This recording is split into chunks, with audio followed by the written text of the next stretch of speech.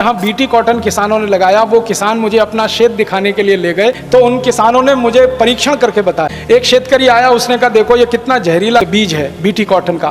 फसल खड़ी हुई थी उस खेत में, उसने मार मार के जबरदस्ती से एक भैंस को अंदर डाल दिया खेत में।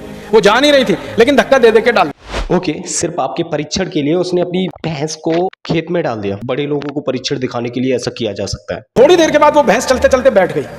फिर वो मुझे भैंस के पास लेके गया।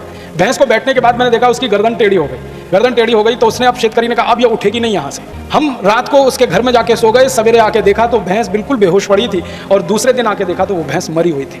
मतलब सर, मुझे एक चीज समझ नहीं आई। सिर्फ आपको ये बताने के लिए उस व्यक्ति ने अपनी उस जमाने के हिसाब से 20 से 25 हजार की भैंस ही मार दी। मतलब कॉमन सेंस नाम की कोई चीज ही नहीं है भाई। आप ऐसे बोल रहे हो जैसे कि वो सच है। इस देश में इंसान अपनी जेब से एक पैनी ना दे और तुम कह रहे हो कि उसने अपनी भैंस मार दी सिर्फ हमें दिखाने के लिए कि ये सीड्स जो हैं वो कितने जहरीले हैं। ये कोई कहानी बनी हुई नहीं लगती।